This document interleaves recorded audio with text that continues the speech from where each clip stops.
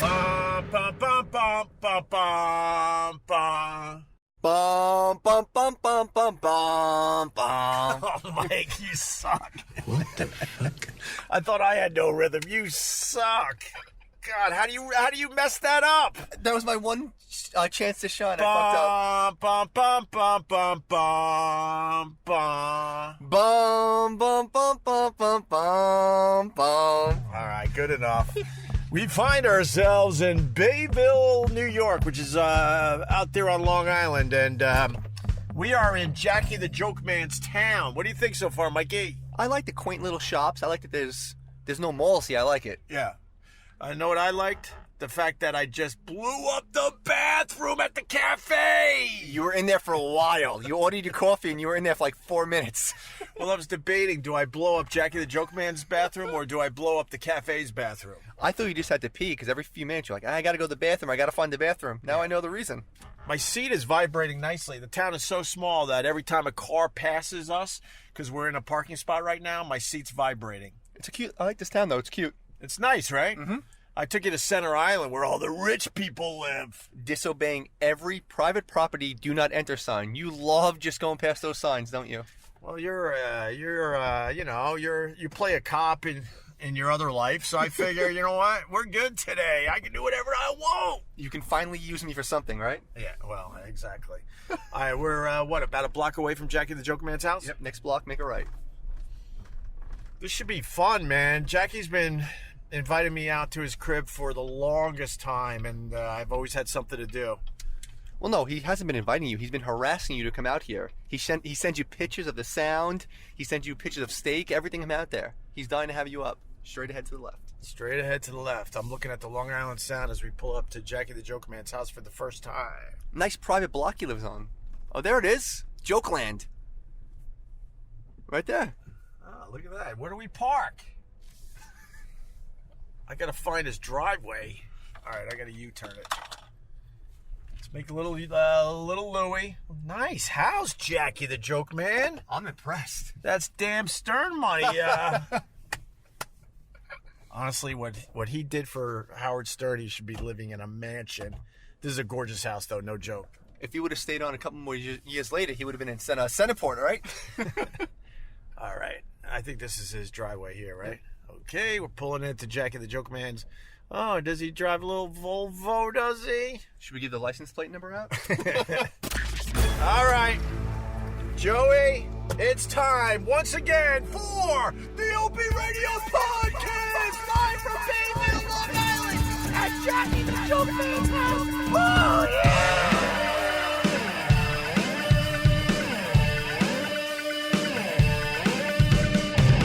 There he is! I started. Hey! I actually started, Jackie. I'm just letting myself in. Yeah, how are you, buddy? My brother. Hugs. How are you? Hi, kids. What's going on? Welcome back. How was the cruise? Oh, my God. It's just unreal. Where'd you cruise to? We went to Rome and then flew to... we flew to Rome and then took the Royal Caribbean Jewel of the Seas to Nice. 4 Greek islands. It was just Which islands? Mykonos, Crete, Santorini? Oh, my God. It was Mykonos and Santorini are the most beautiful places on earth. unbelievable. And then we came back and, we had toured the Vatican and the Colosseum. And then we came back and, we went to the fountain, then went to the Pantheon and then we went to Florence the last day. Nice. It was like crazy. How was the Vatican? Well, the roof didn't fall in. It should have. Michael, what are you doing? You lost 30 pounds? I did. Yeah, Are you healthy? I'm very healthy. Healthiest I've ever been. We're on I lost. You look great. You too. We're all skinny. We're on diets. We all look like we're dying. I lost like 27 pounds. You look good, man. But I helped myself to about 5 pounds on the cruise. Yeah? You can't. Yeah. I said, you know what? I took my diet and I dropped it in the Aegean Sea. Yeah. The hell with it. What diet are you doing? Huh? What diet are you doing? Put less food in your mouth. No bread, no pizza, none of that stuff, and walking like a madman. Truth is, I ate so much on the damn trip. Right. You walk and walk every day with 5 miles. Yeah. So 5 miles. you're burning a bunch of the calories. But if you go on a cruise, you can't fool around with that crap. You got to just enjoy yourself and get back on the diet. Chocolate cake and Of ice course. cream and blah, blah, blah. No booze, right? No booze. No booze. Never no Was that booze. tough? Never. No, I know it's been a while now. 18 years. No, it never even goes How through about my this mind. though? I didn't bring any pot with me. I usually take pot when I go to Cannes. I bring like 70 joints with me. Yeah. But I just didn't bring any because I don't. I you stopped won't for even- like 4 months. Then I just have a little. Look, I just got mail today. Yeah. This guy in Boston sends me stuff. He said he would send me Thai stick. Right in there? When's the last time you ever heard of A Thai stick? I don't know. I mean, I don't. You know what? The guy might have been making a joke. I'm not going to say who it was if you're recording, Yeah, we're recording. so I'm not going to say who it is. We're in Jackie the Joke Man's beautiful house, beautiful Oh, kitchen. you've been here before? No, man. You've Oh, all invited right. me a million times, so you got to show me around. Well, welcome. I just got home. I went to get some steaks. Right. I just blew up the bathroom at the cafe. Oh my God! At which the local? Yeah, the local cafe. I took a very nice dump in there because I wasn't sure if you'd appreciate if I dumped in your fine I'm establishment. kind of insulted you did not use mine. I like that. I like the wide open design of your house, by the way. This is exactly how I would do it, Jackie. I'm glad you like. Hey, you guys are here for the unveiling. All right. It's probably. We're opening up a package Listen, from I Boston. just opened it. Oh my God! You can't. That's crazy that he just mails it like that. Thai stick, 4-gram OG Kush flour, $70 each. Wow! Wow, the smell of this, This is an old friend. Mikey. Put some earmuffs on your eyes. I'm walking out right now. You're walking out. What? Can I smell that? Oh my God! Smell. Why doesn't it? That doesn't smell like pot, but the whole packaging smells like pot. Now I'm You confused. know what? I know. Everybody thinks I know. I know nothing. You don't know shit. I grow some pot and I smoke it. That's all. I don't know from cocaine, heroin, anything. Do you remember the hash under the glass, Jackie? Where?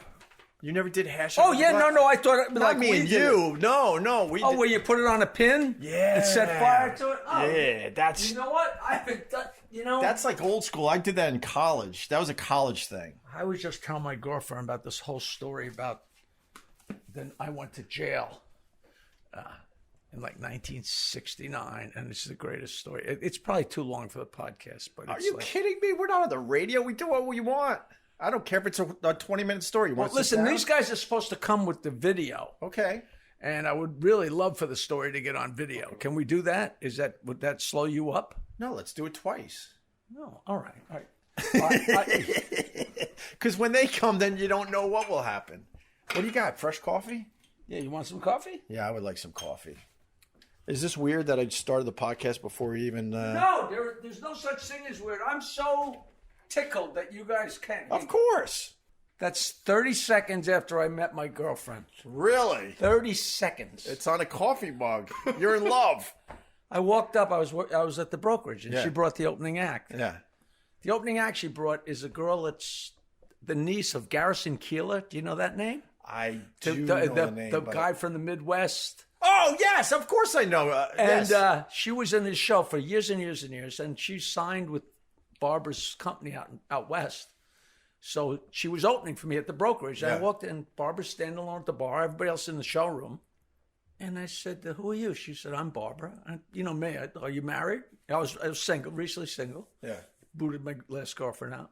I said, you single? No, I said, you married? She said, no. I said, you got a boyfriend? She said, no. I said, well, we got to take a picture. And we took that picture. And then I spent a couple months trying to get her to go out with me, and because my reputation preceded me, a booking agent. And like everybody else, you go out a few times, she goes, where is this monster that everybody described? I said, I'm not a monster. Of course. That's... Jesus. Relax on that. Yeah. Yeah, I would like some coffee with your... Here it is, right there. Yeah, but this... Here's I'm skim drinking milk. out of a cup with you and your girlfriend smiling like idiots. You can tell you fell in love instantly. Look at this picture. Look at the beautiful teeth on both of you. Where did he go? He just walks out of his house. All right. Isn't that fun? I'll pour my own coffee. It's okay. Isn't that fun? I might have never saw her again, but I took the picture. What do you want? What would you like? Set it in there? Yeah. Yeah, we'll set up a real podcast But I got the handheld right now with Jackie. Jackie, I What? You know what? Let me take a picture of you guys coming in. Hey, What do you mean? Dad, come on over. What do you mean coming in? We're in. This is fun. This is funny. Here's my boys. Wait. Oh, wait, we got to turn Light around on this you, way? right? All right, let's... Smile, though your heart is breaking. There you go. That's I hope it's a good picture. If it's not, don't post it. How could you take a big Look at you got the shrimp in the sink. Yeah, Nothing I got- but the best for us. Hey, look, hey. All right, now we're I going don't to your even know how many refrigerator. people are going to show up. Look at this. Why do you keep your Raisin Bran in the refrigerator? I've That's never my seen that girlfriend, before. look. Okay, all right. 3 boneless sirloins. Beautiful. 2 3/4 inches thick. Beautiful. I do the blueberries too, Jack. Raisin bran, blueberries, raspberries, strawberries. Every morning. But the Raisin Bran in the refrigerator is a little weird. I'm not gonna lie. Hey, she feeds it to me and it's great. So I say right. nothing. Can you show me around your house, Jackie? I think the people would like a little tour for the podcast. Okay. When I got this house, this was a little tiny kitchen. Right. This was a nowhere room. Right. And that was a built-in porch a million years ago. Okay. It was a regular porch, then they built it in. What I did was, You opened up this the whole was a thing. wall. Yeah. So I told the guy, Just open everything up. open this up, but there's Bilko doors below this. And as a musician, I always wanted Bilko doors in my house to take the stuff into the garage. So I kept the Bilko doors. And I said, I just want this to be a wall with, I had no idea it was going to be such an incredible view. Right. And we pulled down the wall. And this was a little tiny, and meanwhile, you stand here. Yeah. You see the You got views entire- everywhere.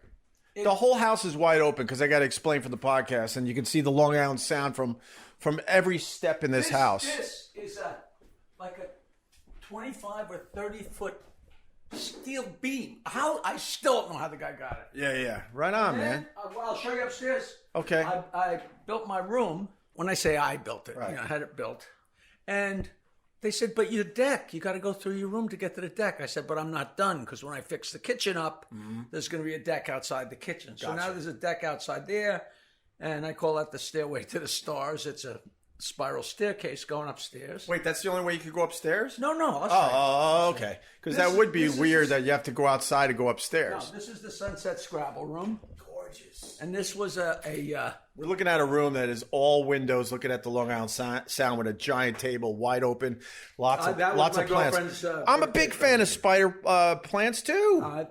I love all this crap. Okay. You know, I'm a madman. I got 45 jade plants. I see you got a lot of plants in this house. You guys will go home with one. And this, Oh, thank you. this is a living room.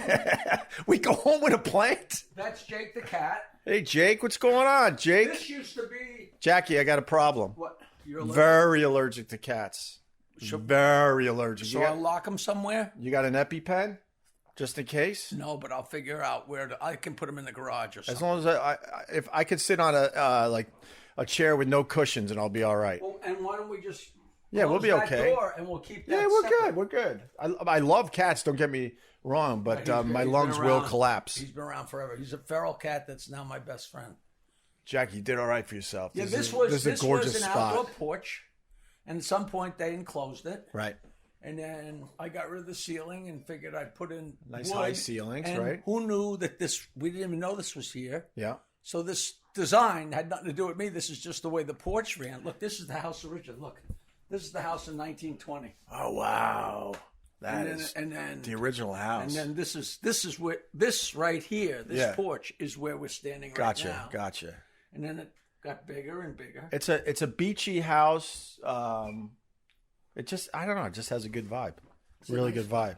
What else you got? You got your CDs laying around. I see. Yeah, I got all kinds of shit laying around. Jackie the Joke Man Well, they're Martling. doing a documentary on me, so I got to pull everything out. What's the documentary about? Joke Man. Just your whole life? Well, yeah, you know, I got such a tale to tell you. I mean, so this is you guys drove past us on the way here. Yeah. This is coming up north on 106. Yeah. This is the house I grew up in. This is like a year or two after my grandfather built it. That's East Norwich? That's the East Norwich Fire Company is right here, Okay. and this is across the street. And this is like a car going one way and a horse and buggy going the other way. So you lived in this area your whole life. Well, this is my great-great-grandfather's farm. This is also 106. Right. This is the Muttontown Preserve. Sure. Now we're looking at a really old picture where it's got to be a dirt road. That was his gorgeous this, little farmhouse. And this is the contract that my great grandfather and his brother. This is the contract. This is the printout of it. Yeah.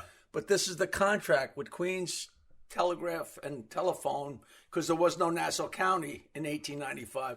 This is the contract for them to lay these posts every 150 feet from East Norwich to Oyster Bay.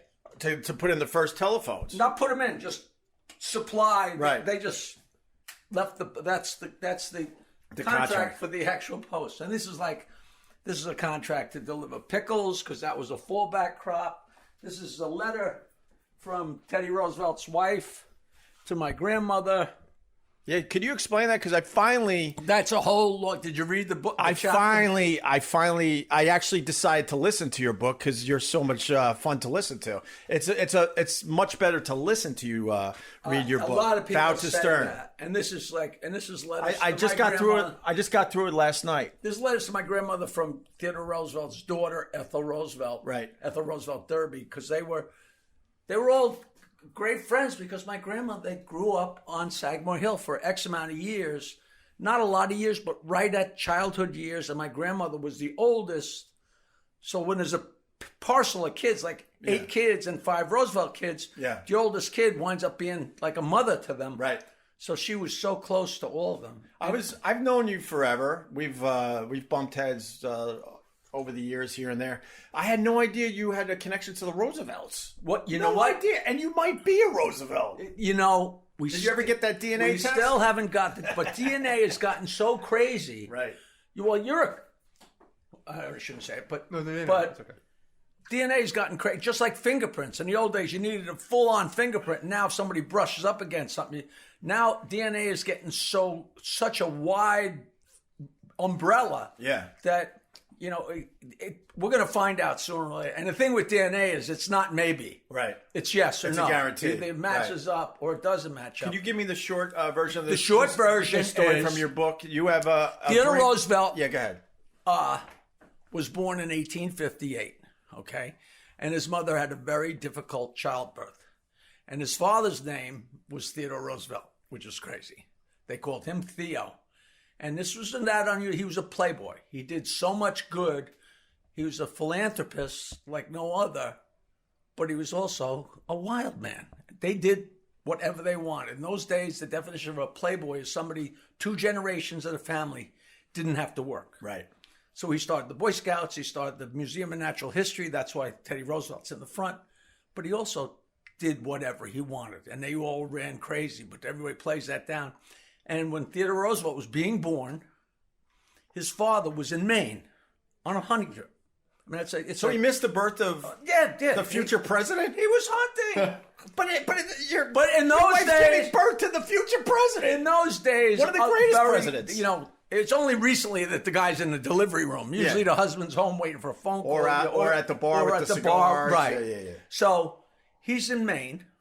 Now we got to hold a leg in the delivery room. Grab a leg. So he's in Maine. Yeah. On a hunting trip. Right. 30 years later, a kid from where he was hunting is in Oyster Bay, Long Island. From the wilds of Maine, he's in Oyster Bay, Long Island, and he's running Sagamore Hill. Now, you're from Long Island. Oh, yeah. You don't knock on the Vanderbilt's door and say, hey, could I have a job? Right. There's a whole intrigue. Of course. How the hell he got there. But the theory is that my great-grandfather is the illegitimate half-brother of Theodore Roosevelt. And meanwhile, when Roosevelt went to Washington after McKinley was shot, he took my great-grandfather with him to work in Washington, D.C. And my great-grandfather died as a clerk in Washington, D.C. He stayed there after Roosevelt left. I think they were down there having at least my great-grandfather was having himself some fun. But he had 8 kids that lived in Oyster Bay, and my grandmother was his oldest, and his youngest was Leonard W. Hall, who was an immense politician. He was the National Republican chairman. He got Eisenhower elected twice. He was a whole big deal. And he was best friends with Ethel Roosevelt Derby. Right. And that's her writing to his mother. And I'm sure they all knew the connection. Right. But they didn't talk about that crap. Right. You know, and Teddy Roosevelt was so protective of his father that the concept of, you know. That he might have had illegitimate. Right. But meanwhile, the whole family was crazy. Teddy had to walk Eleanor Roosevelt down the aisle because his brother was drunk in Paris or he was already dead or something. Or something. And FDR married Eleanor Roosevelt. Right. You know, Franklin Roosevelt married his cousin, Eleanor Roosevelt. Yeah. You know, please. Yeah. So I think you're a Roosevelt. I think I'm a Roosevelt. That's awesome. Bully, I Mother like that. Hubbard. Bully. Well, do you look at old pictures and see yourself in No, but not you in know the what? eyes or anything? No, but it's funny. All right, now we're going upstairs. Now But this it's is so funny. I'm going through my crap in my attic. Yeah. And I saved this because it's got my father's name in it and my great uncle Len, who was the speaker here.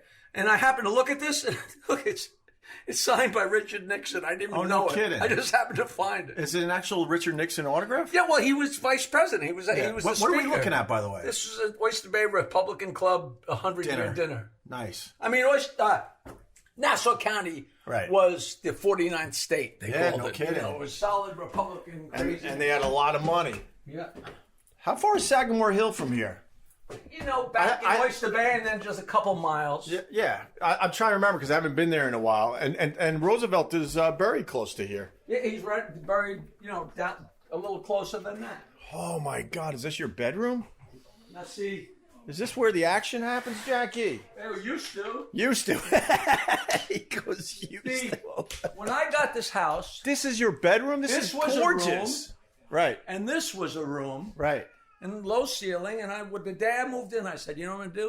I'm going to chop out the ceiling and do Yeah, it's a vaulted ceiling that go goes to all the way vault up. and take down the wall and have a nice big. And it took. Giant room that couple overlooks years. Long Island Sound, man. And then you got a door that been goes here? out No, onto the never. deck. This is gorgeous. This is my pride and joy. Man. I hear you, buddy. And it's paid for. It's the only thing I got in the world, but it's all I need. Now we're going out onto the deck. Unfortunately, Jackie invited us to his house on a nice rainy day. I almost called and said, do you want to change to a better day? I said, you know what? No, because if they come, they'll want to come back. Yeah, I told my wife, I'm like, he might cancel on me today. This is gorgeous. Now we're out on a deck looking at the Long Island Sound. This is where you found it? This is Grace. She was a Balducci daughter. Okay. And now she owns Grace's Marketplace Sure. in Manhattan Sure. and in Glenhead. This is serenity, man. Billy Joel lives 2 miles and 12 tax brackets that way. Yeah, exactly. Wait, he lives on Center Island now? Yeah. Oh, I didn't know that. We drove by the Cop and we took a little tour of Center Island. Doesn't Sean Hannity live over there too? He lives over there. Jackie, when you were going through all that crap with the Stern Show and all that, wasn't this where you found your peace through all that craziness? But there was no craziness for me because I knew, I made my bed. I knew what was going to happen. I knew enough time went by that when I said, hey, I'd really like to come back, that they weren't going to take me. We could get into all that. We're setting up podcast equipment in the great room of yours. I want to look at more of your pictures. I got more picture than Carter's got pills. And Yeah. I mean, these are the little fun pictures. This is me with my double cousin Lenny. When I was born, Yeah. in that house down there. Yeah. Okay, we lived downstairs, and my aunt and uncle lived upstairs, and my father's brother was married to my mother's sister. Wow. So I had 4 parents for 2 years. Right. Then my mother had a baby, another baby. My aunt had a baby. My father started drinking more, and I went from 4 parents to no 0. parents. That's so how for 70 years I've been going, where the fuck is everybody? Can I go in this room? Oh, of course. You can go anywhere you want. How old is the original house? I think 1925, but every house in Bayville was a beach house. Right. And a shack. Right.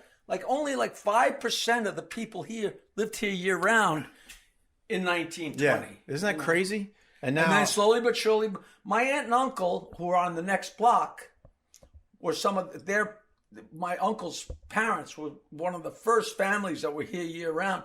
So I've been swimming on the same beach since I'm old enough to remember going in the water. Wow. So I'm swimming. I'm going through a nostalgic trip every time I walk to that beach. Yeah, of course. And 70 years later. You know what place does that for me is Wading River. My grandma had a house on Wading River right on the Sound. And every time I go back and walk that beach, and you're there. it comes back to life. Like You're we're right all there. because Imagine if you did it every day. right. It comes back to life. I could actually hear my grandma ringing the dinner bell to get us from the swings to run down the beach so we could have dinner. I hear it. Oh, hey, Michael, you got to come. All right, now we're going upstairs in the attic. And what's in this room over here? Oh, I'm sorry. We recreated when I met my girlfriend. She lived in the upstairs at her mother's house, and this is the exact room. What? She recreated it. It's just what it is, just a really comfortable room, and she sews in here and dresses in here, and this is her little space. Wait, so what are we looking at? This is the exact. This is her mom's exact room. No, her room. Room. She lived upstairs from her mother. Okay. When I met my girlfriend, she And hadn't this been is on a a date in 10 recreation? years. Well, not really, but Close. a lot of the same stuff. Right. Wait, she wasn't on a date for 10 years. Some guy did her wrong, obviously, huh? A bunch of them. A bunch of them. And this bed's the bed I was conceived on, unless it happened in the car. All right, it's getting a little too personal now. This is getting creepy. Now this is where you see the family heirlooms. We will refer to this as the family heirlooms. All right, now we're going up into an attic. Yeah, this is an old house because this is like very steep stairs into the attic and a very narrow staircase. This is the family heirloom. What? Can I talk about what I'm seeing? No. No. Yeah, I don't care. What the? Why you? I don't want to see this. No, well, You then can't see this. So unsee this. Get out of here. All right, we got to unsee this. I'll just brush up. What the? I'll just brush up against that. All right. What? Jackie is nuts. I love it. Jackie's nuts. Just use your imagination, Across people. the street is Yeah, the yeah. guy that was the head cop of Nassau County for 40 years. Yeah. It doesn't matter. Nothing matters. No, I understand. I'm 55 years old. What the hell do I care? Yeah. Are you 70 now? 71? No. Come on. Before you set someone Well, I asked that because you look amazing. All right, now we're going outside. 71. 71. Come on, Mikey. We're going outside now on another deck. Getting a nice tour of Jackie the Joke Man's house. Completely overgrown with ivy. Yeah. And I threw away an old rowboat. And underneath, I felt a piece of slate. And I said, wow, I could probably use that. Yeah. Started pulling. Yeah. That entire patio was under 2 feet of ivy. Oh, no kidding. It's gorgeous. Right there is a lobster cooker that'll cook 100 lobsters. Beautiful. You know the jetty they always talked about? Sure. The lobster cooker and the jetty were both built by Bruce Springsteen's first manager. Really? Honest to God. Carl Tinker West. Now you gotta what is this? A little guest house? I'll show you. All right, we're going into a little guest house area. What do you think so far, Mikey? I think I'm moving in here. I would easily move here tomorrow. This is where the family heirlooms start. Okay. Little pencils in the ground. Well, that's the mark. So when I have a new baby, I understand. You wanna make sure you take care of your new We babies. just got back from Europe, so I'm just putting the outdoor shower together. Right. Oh, nice outdoor bathroom. Beautiful. And now, when I got this place, it's been redone with the hard sawn pine and everything. But when we got this little place, above here was chicken wire. Because the woman wasn't married, but she had a million nieces and nephews, and they would come, and like the boys would change here, and the girls would change here, and they had chicken wire, so the boys couldn't pop over the top. Couldn't look. Okay, right. How rustic, crazy, fun. Well, that's thinking ahead. That's thinking ahead. Right, But you didn't. You've only lived in this house for 20 years, right? After you and Nancy broke up. Right. This was here. I mean, the guy redid it somewhat, but there already was the shower and the double changing room. Right. But Nancy, I claimed all this and made it a garden. It wasn't. This was all so overgrown, like the way that looks right there. Yeah. The whole yard. So when you and Nancy got divorced, but you guys are still friends to this day, right? She lives 2 doors that way. But that's your old house, isn't it? Well, it's one of the ones we own. She's with her with her boyfriend, and they're on their way to Block Island in his boat. Do you guys? Or else she'd be here. Do you guys all get along? We double date with them. They're our best friends. So cool. And I don't know if you ever met her, but she's a great girl. I'm not sure if I ever met her. And Barbara likes her more than me. Oh, really? Barbara. But we've all been around forever. Yeah, all right. I'm just trying to keep up with Jackie. He's got a lot of energy. Now, wow, what is... Oh, your studio. Whoa. We're in Jokeland, everybody. This is gorgeous. Look at the old reel-to-reel tapes. What are they all? That's a lot of history. What is it all? First time on the Stern Show, WBAB, you name it. You know what I learned, and I've known you forever? I didn't know you actually started on Bob Buckman's show before Howard. I was on... And Bob gave me my... So funny, the first day Stuttering John walked in, he said, "You're the guy from BAB." Oh, he did say that. Yeah, I did not know that. Brian Battles had me called 922 Wine. I started 922 Wine, my joke line, 1979, and Battles called it a few times because he had a show on Saturday, and people loved it so much that Buckman stole it from him. Right. And starting in, I think, 1980, Bob Buckman and Perry Apollo, who was his sidekick, Sure.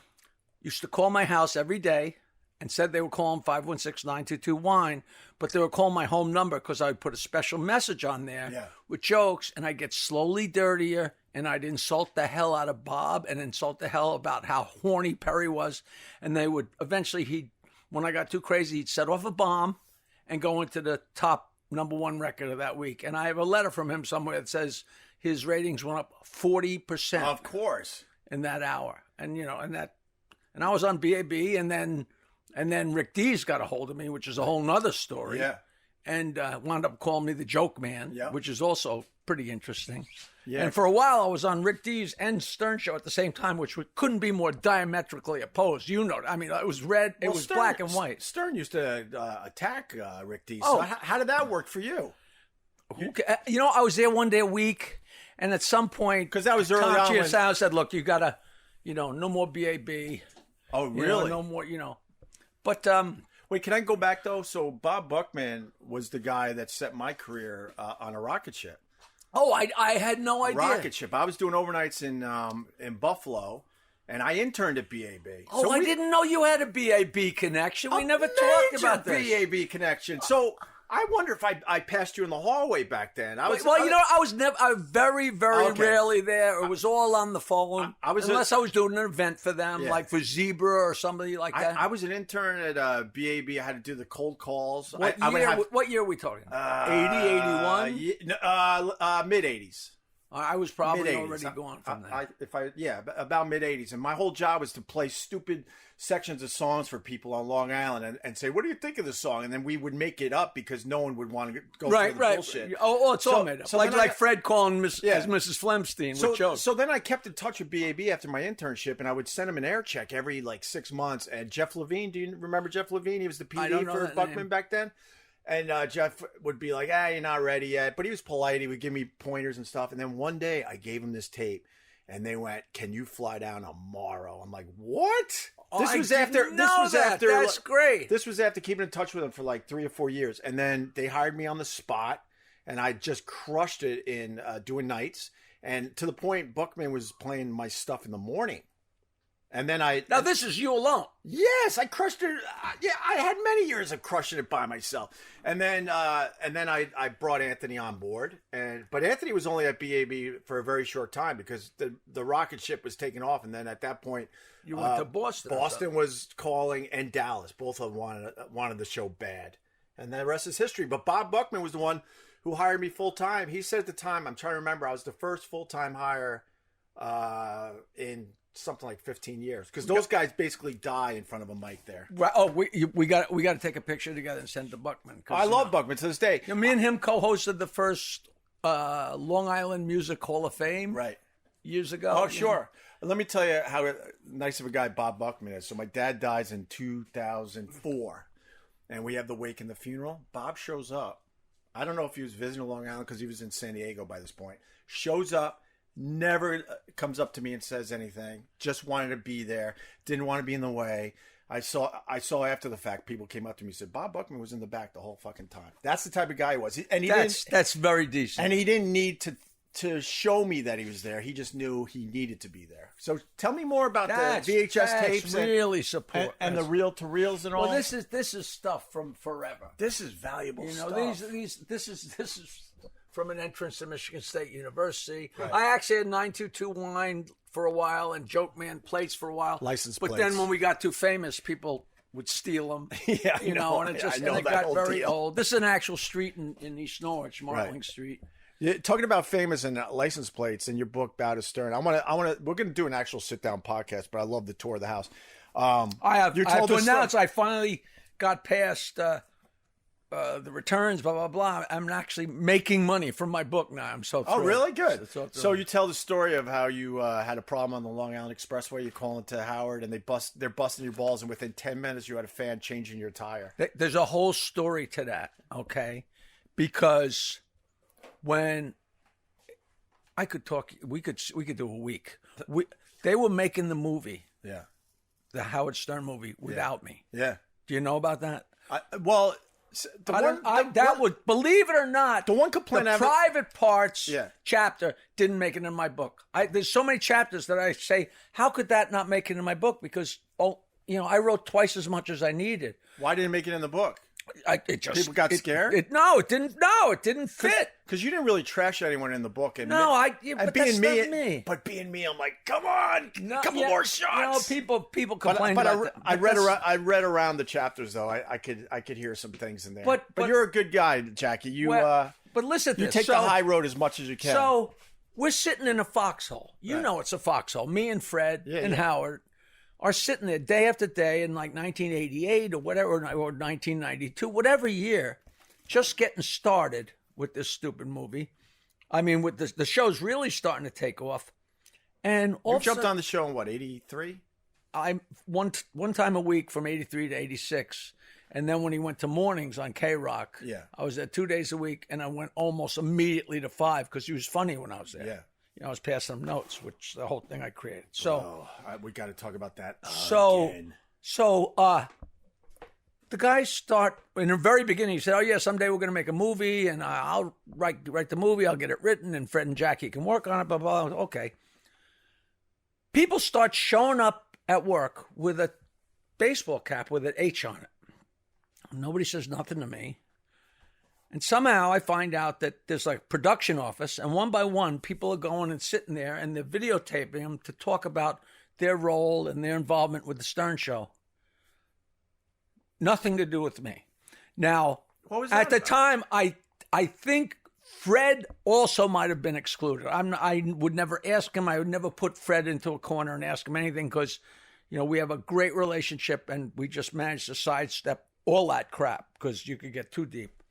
And so I'm sitting here, and they're making a movie, and I'm aware they're making a movie, and I'm there in the foxhole with them every day. And it was alarmingly painful, but also weird. And because we had talked about it, then all of a sudden they threw out the whole thing. Okay.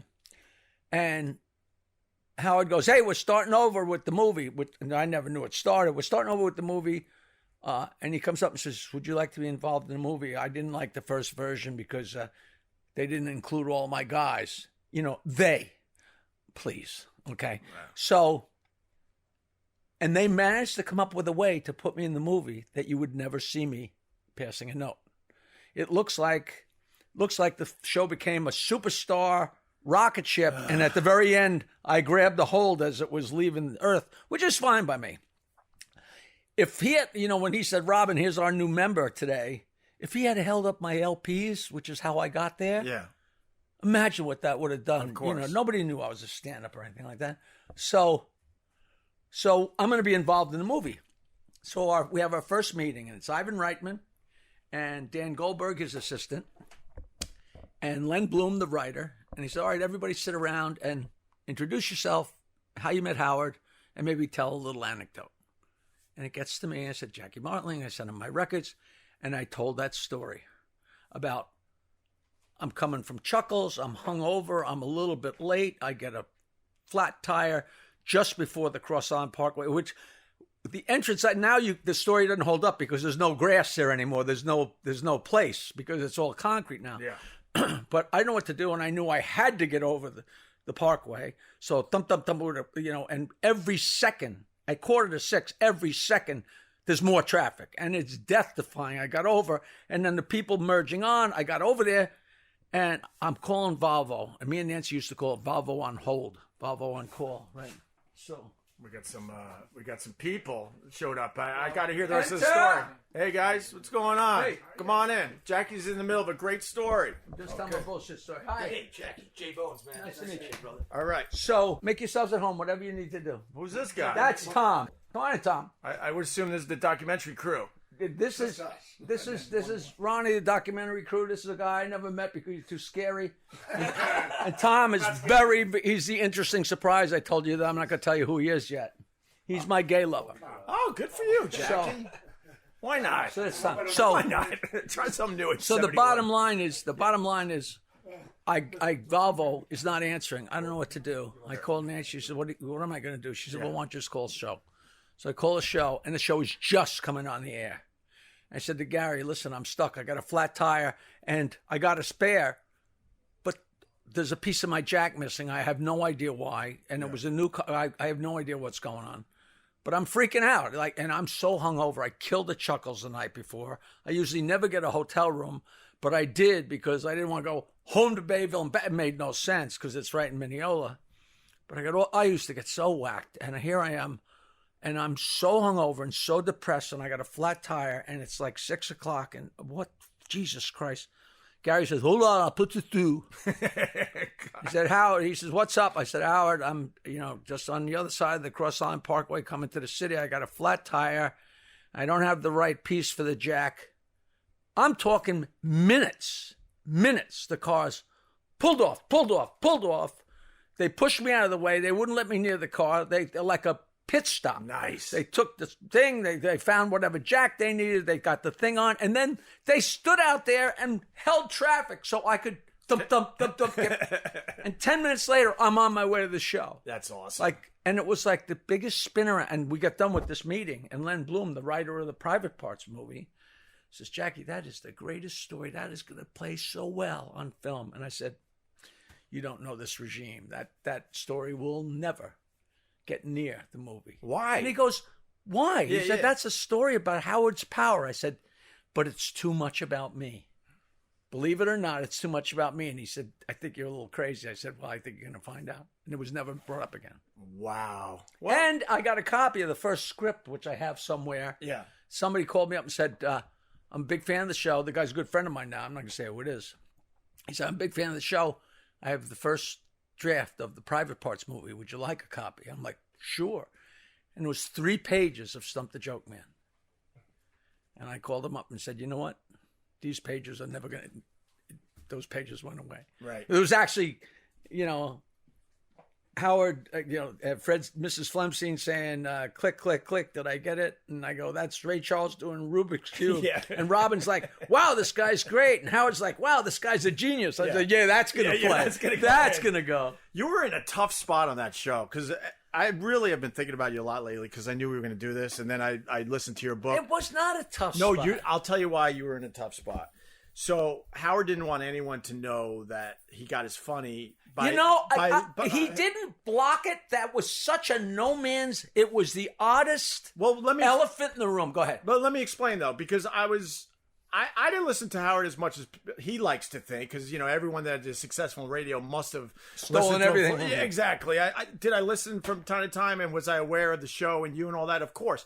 The one thing that was such an eye opening was I thought Howard Stern was an incredibly funny guy. Now he's funny to a certain extent, but you put him on the top level of funny because you were writing stuff all day long. You, Fred, and then I think. Do you know what I tell people? I tell people, if you're traveling and you're driving, you can't read the map. Right. If you're reading the map, so he's driving, right, and I'm reading the map, so I can say turn left here, turn right there. Yeah. I mean, it's a bad analogy, but it's kind of like apples and oranges, what's going on. And when I first started doing it, he kind of frowned on it. But once I started doing it, it was something that wasn't talked about for years. And now, like, we go on the road, and somebody like we'd be in LA, and they go, Jesus Christ, I just watched, an article. I just watched the Howard Stern show, how it works. Like, holy mackerel. Yeah. So, but let me explain my theory. So you made him so much funnier than he actually is. He's funny. I'll give him that, okay?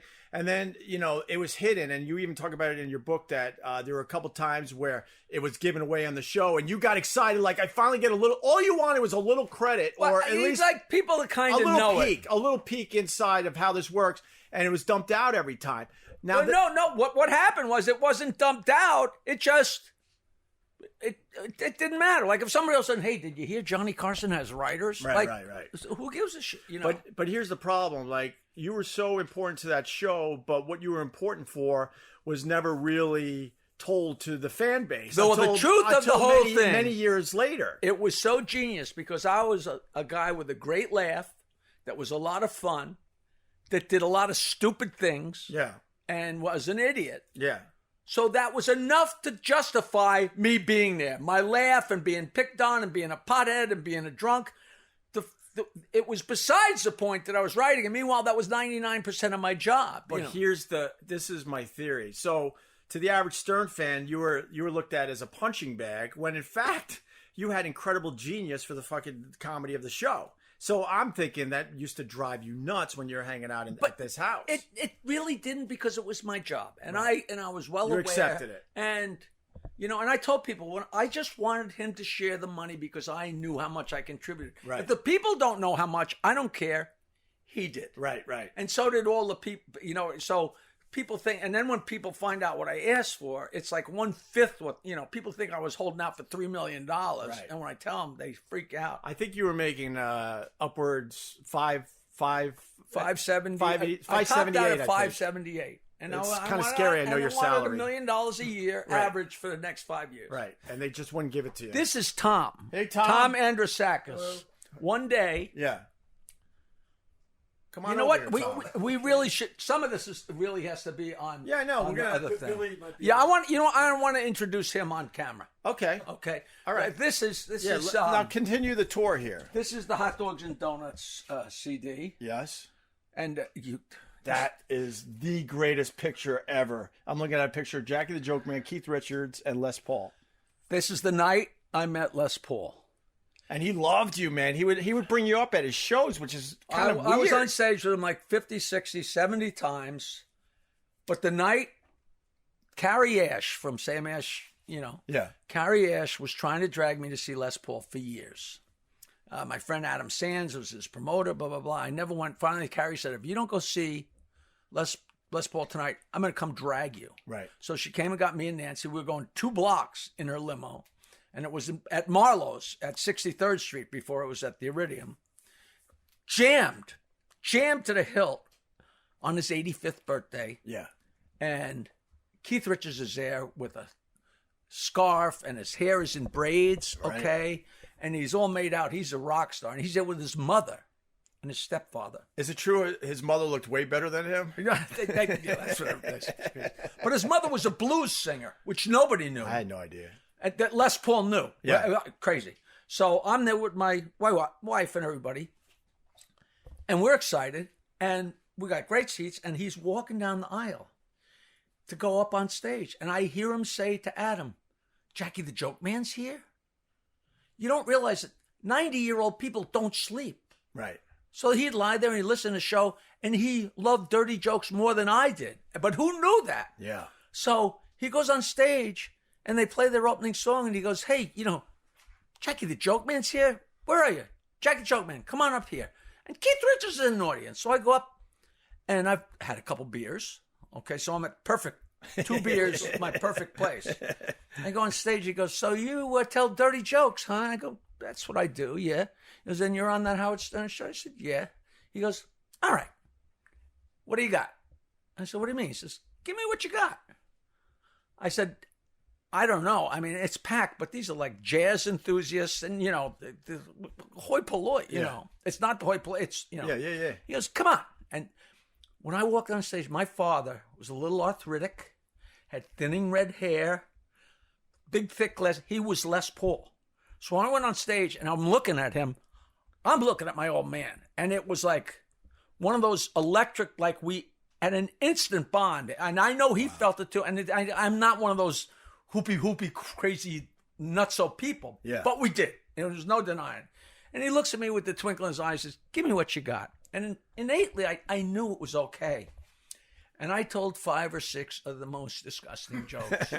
And the people didn't know what hit them. And I mean, I brought the house down, 5 jokes in a row. And I said, listen, after the biggest, at the last one, I said, thank you.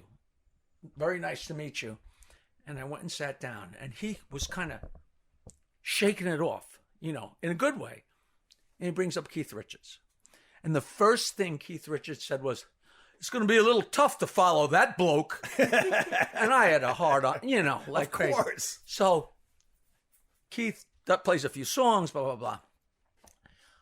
After that, I went to see Les for 10 years until he died. And in 10 years, I never saw him bring somebody up on stage a second time.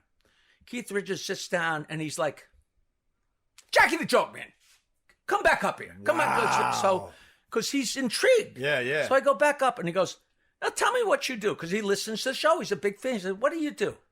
I said, Les, I write. I said, I don't want to screw up this story. When I first went on stage. And Les had said to Keith, come on, let's get your mother up to sing a song. And she wouldn't come up. And he tried to get her to sing a song. And she wouldn't sing. So now the whole world knows that Keith's mother is in the audience. And I also know she's a blues singer. So she's a musician. So she's been around the block. Okay. So I come up. And before I even addressed Les, the first thing I said was, listen, Keith, I call him Keith. It's Keith. I just would like to apologize. I would never have told those off-color jokes had I known your mother was in the audience. Totally kidding around. And he stands up. He says, yeah, well, I'll tell you something about your mom. And the place goes nuts. And he sits down. And I said to the audience, look at this. I'm getting heckled by a fucking Rolling Stone. That's awesome. And they go nuts. Yeah. Okay? Yeah.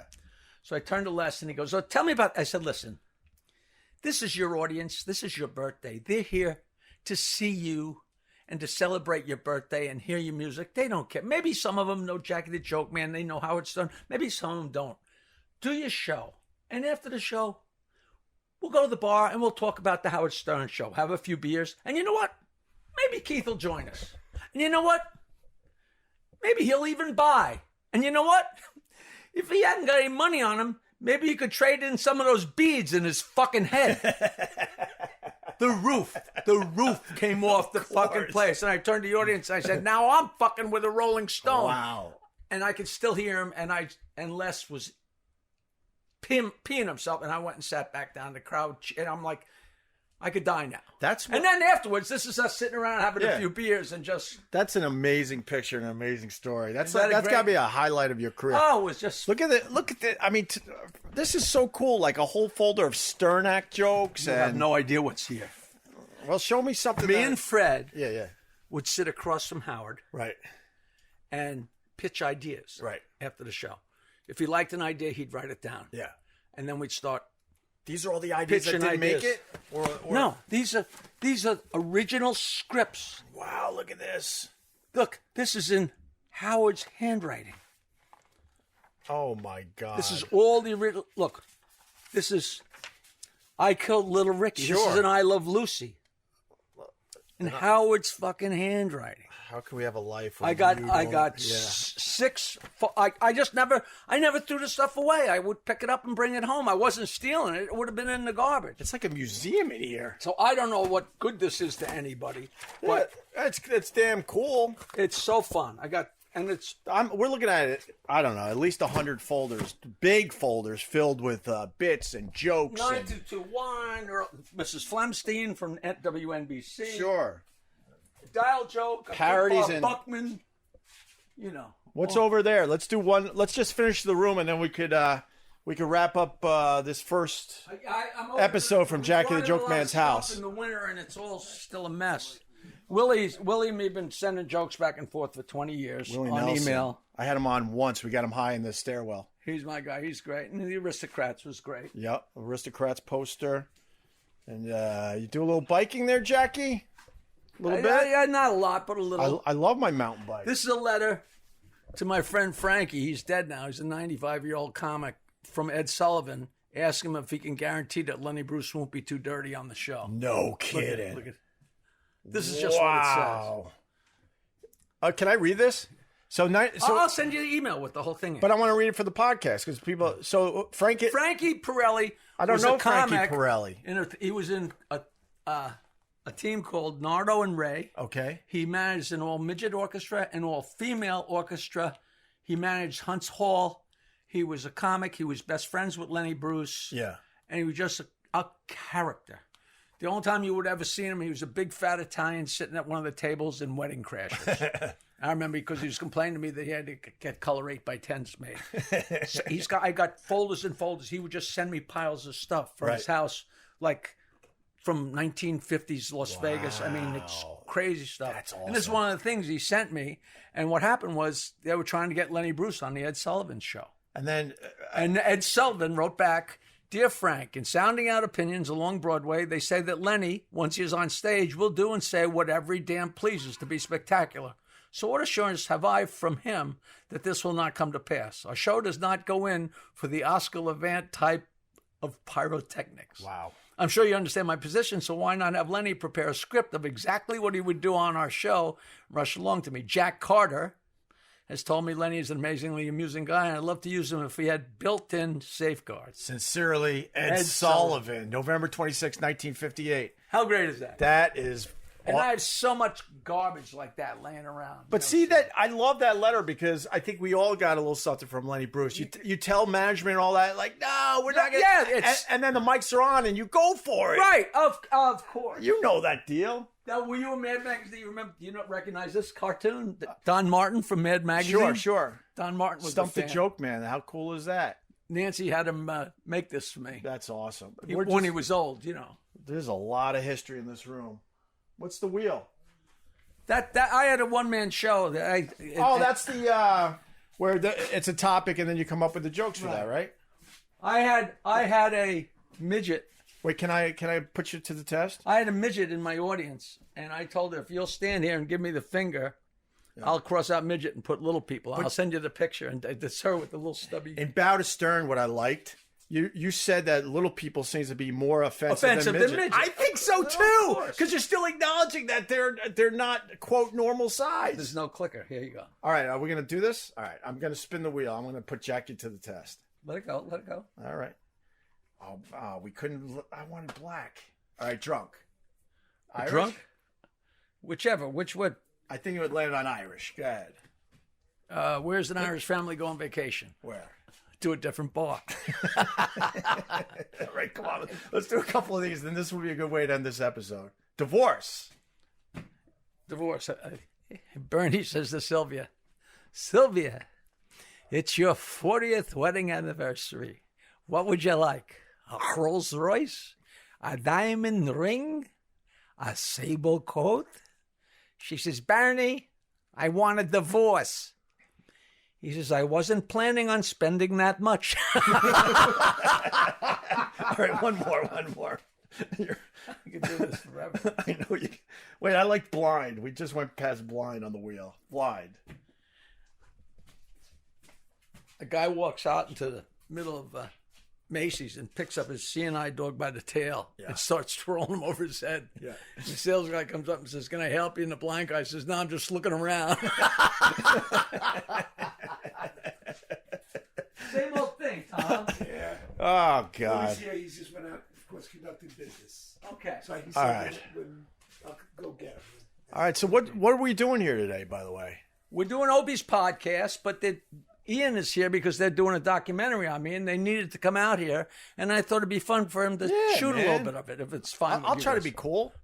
I'll try to be cool. How are you going to be cool? And then you got you and Billy Joel here at your computer. Well, that was up there. They took it down to shoot it.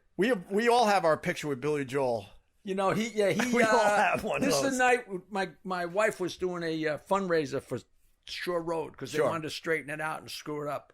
And Billy came to the fundraiser. That was the only time I really got drunk with him. This was like 1999 or something. And we had a shitload of beers right in front of the Shipwreck Tavern and just. True story. I got drunk. Maybe he didn't, but at the Paramount in Huntington, Stone Temple Pilots were playing there. He went with his daughter. I know the guys there, so they put me in a little VIP section, and it was maybe 10 of us in the VIP section, and I'm sitting on kind of a thing at the back of the section, and I look to my right, I'm like, what the? That Billy Joel's sitting right next to me. So we're clinking glasses and listening to SDP. Days are cool. And he couldn't have been nicer, man. You know, that's a great one of That the could've great been nicer. one of the great stories that didn't make it into the book was me and Buckman hosted the first Long Island Rock and Roll Hall of Fame dinner. Yeah. And you know what? That's a great story also. All right. That's a good tease. No, So, and it's a really good one. Hi, T. Hey. all right. I think, is the tour over officially, Jackie? No, we can continue it as long as you want. But if these guys, Is there anything else in this room that I should point out? There's so much, I don't even know where to go. The first real movie I did was Potluck. Right? And that's one of the typical nights of me on stage. I'd go up and I'd insult Lou, Les's guitar player. Right. And then his main guitar player I became best friends with, and he's the guy who produced my record that I did with I'm Smoking Pot. I got my dick out that whole Right.